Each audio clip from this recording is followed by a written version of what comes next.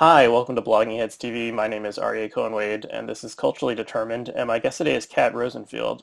Kat, could you introduce yourself? Hi, I am a freelance journalist and a reporter for Vulture, which is New York Magazine's culture section. And you recently published a really interesting article called "The Toxic Drama on YA Twitter," and YA stands for Young Adult, that I thought got into a lot of really interesting stuff about kind of the way we absorb culture these days. So thanks so much for coming on. Could you tell us kind of the background of this piece? Sure. I got interested in this controversy that was gripping the young adult literature sphere on Twitter, which is where I kind of have a window into things. I used to write young adult novels, and I used to cover young adult fiction for MTV News when I was a reporter there. So I came across this controversy that was swirling around a book called The Black Witch, which started out as, I guess, kind of a hot title in the fantasy young adult genre. And it was doing well. It had a lot of good buzz. But then one blogger really disagreed, really didn't like it, felt that it was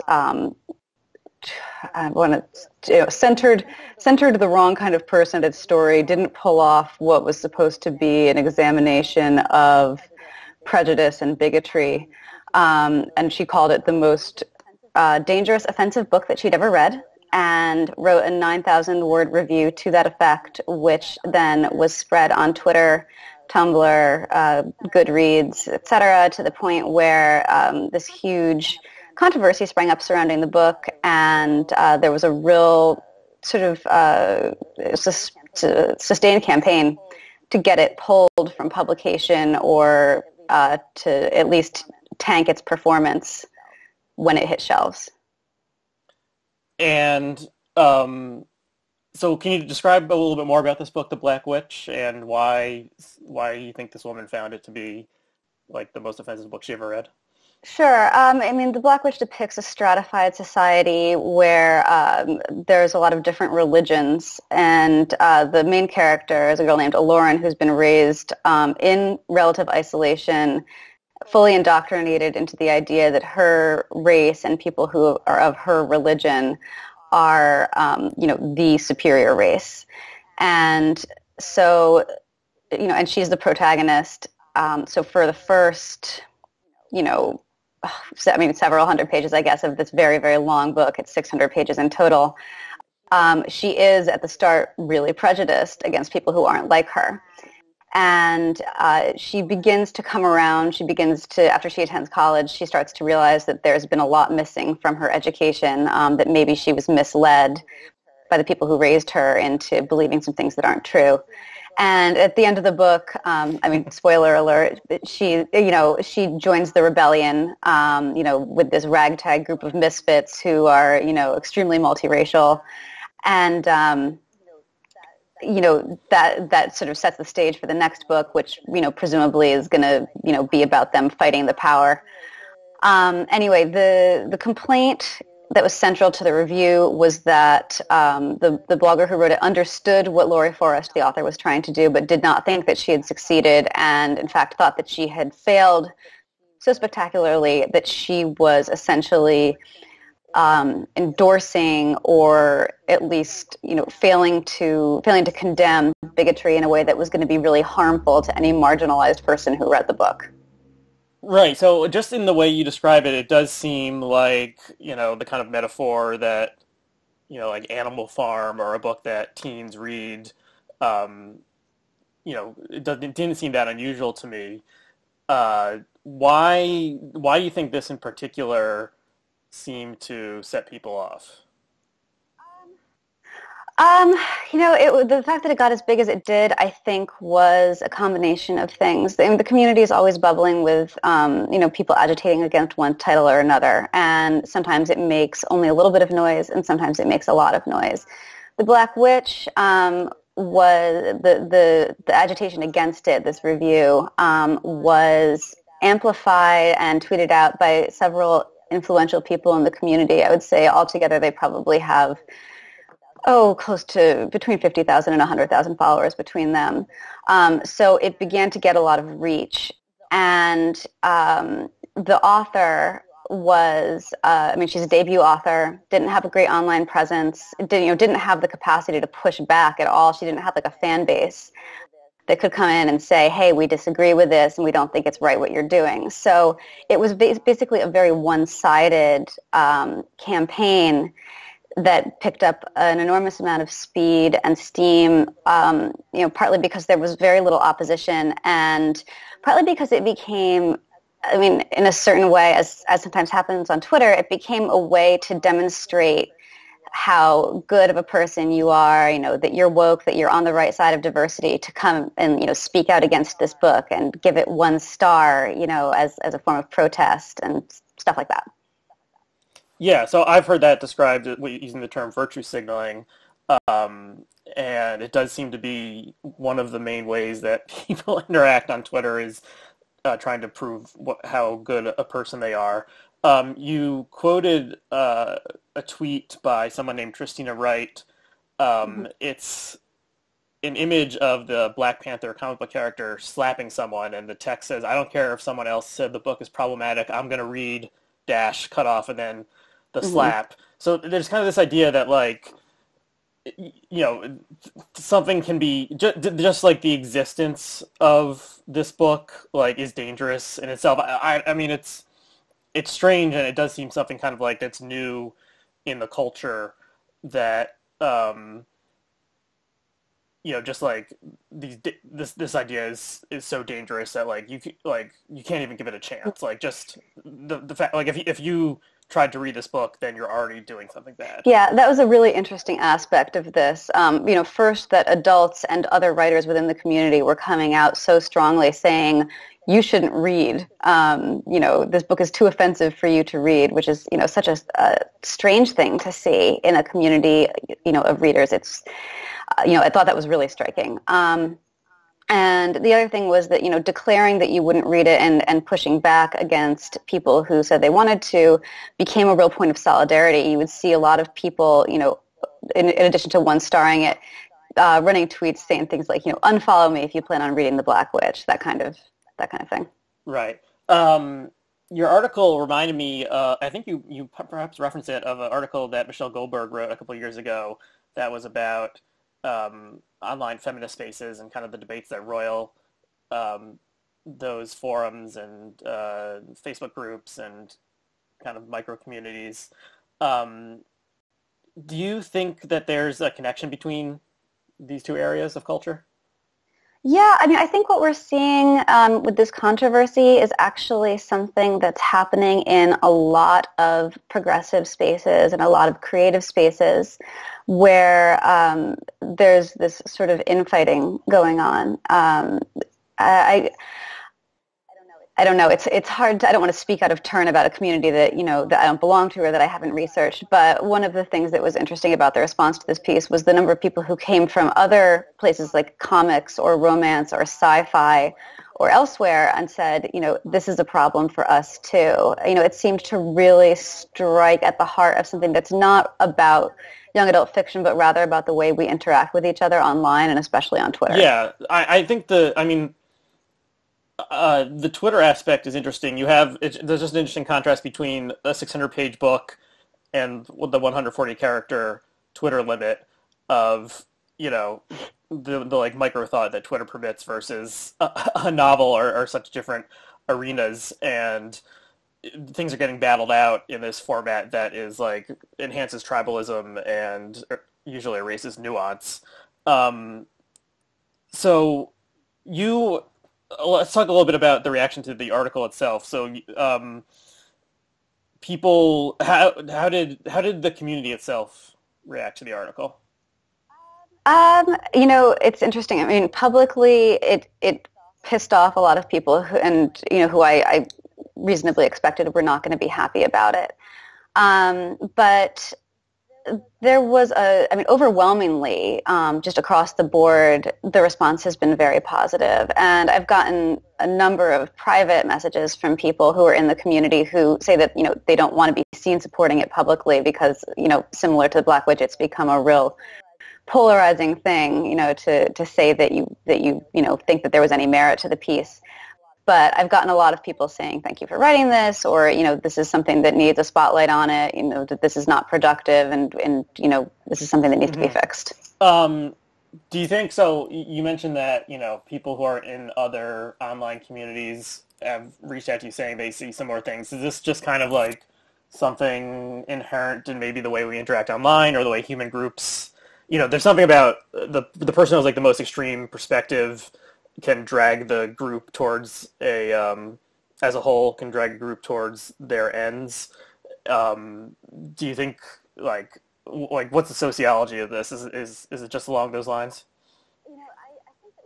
I think that one of the things about it is, I was talking about this with a friend recently, that when, Twitter is so, there's so much outrage there. It's kind of the default emotion. It travels faster than anything else, on that site.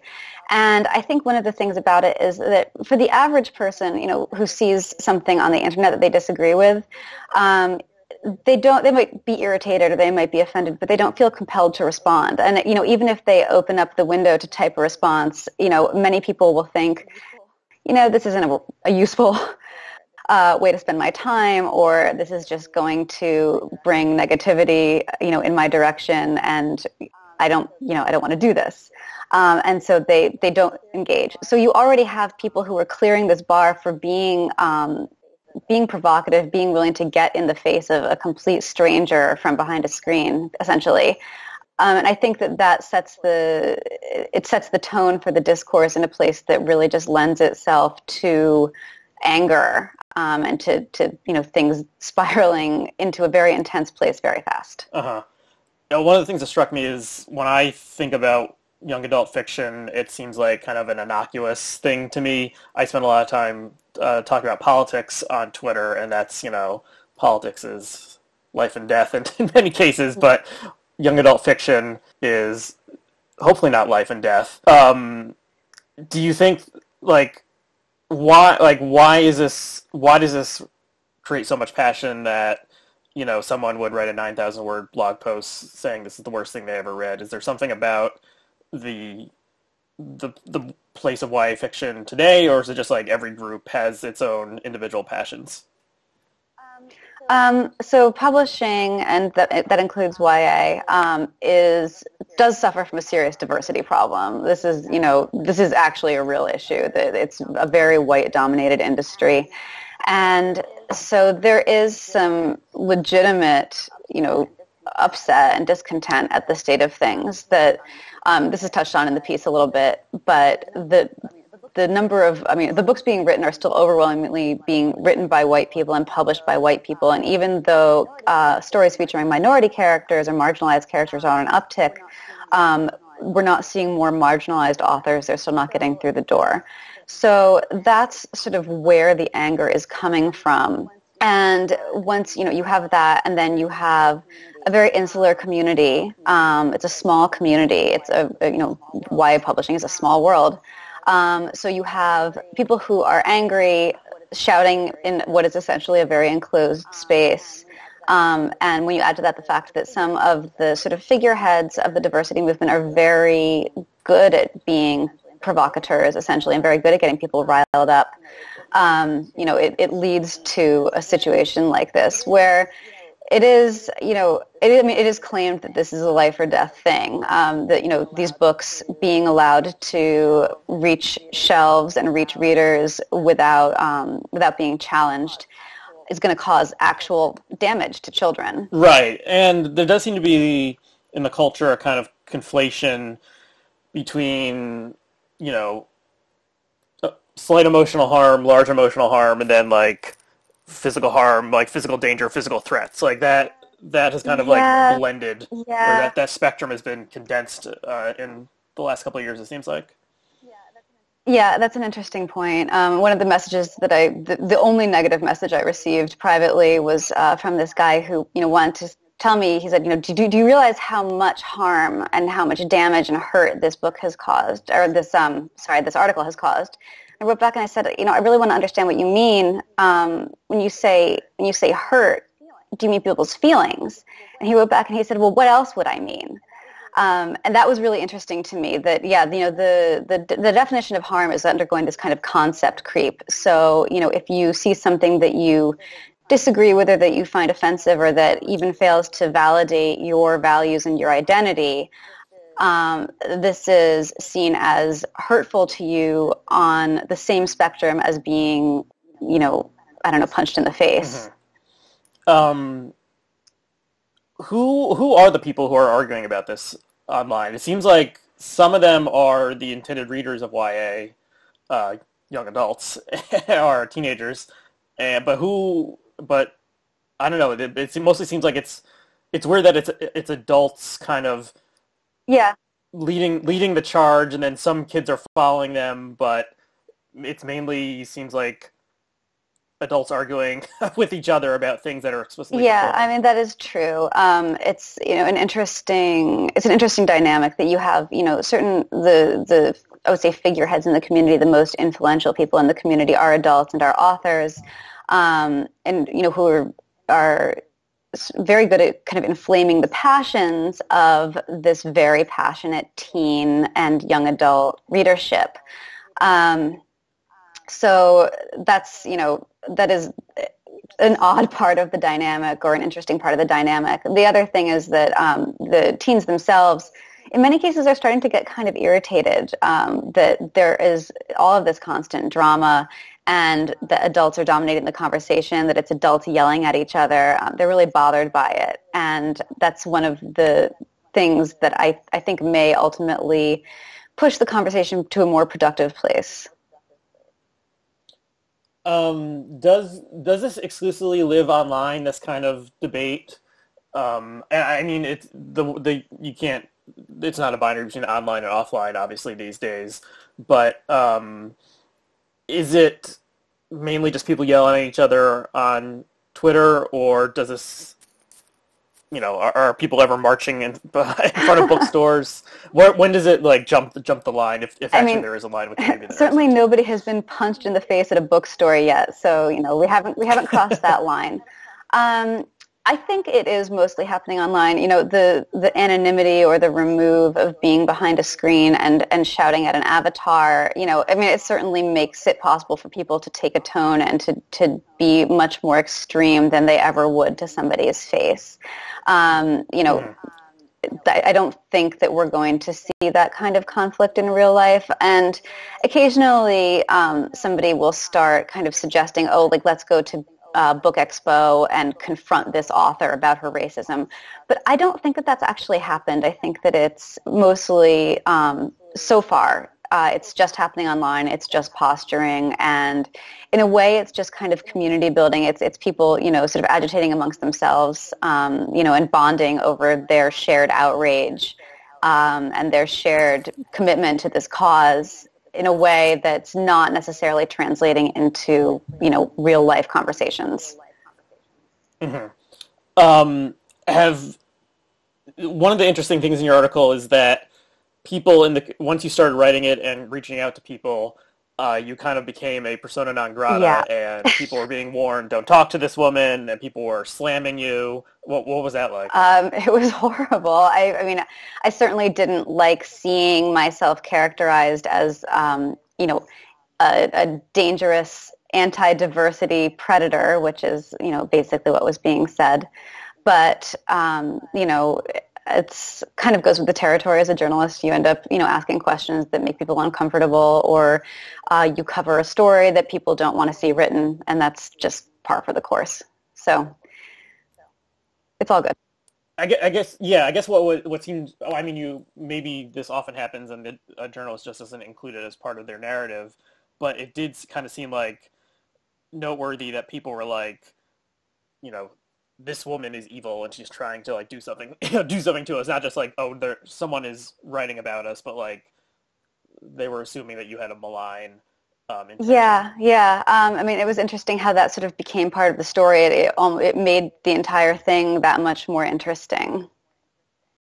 Hmm. Are there any?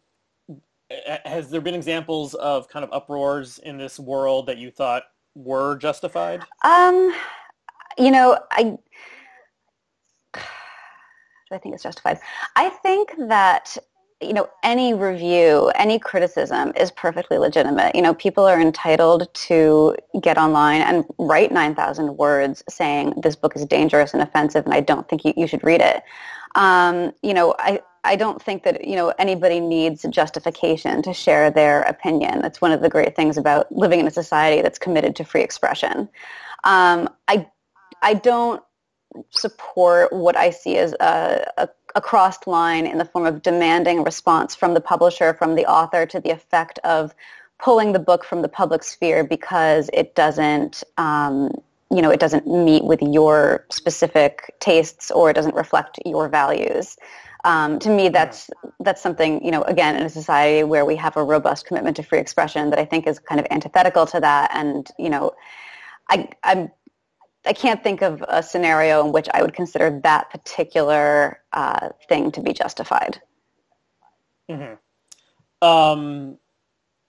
Do you think that,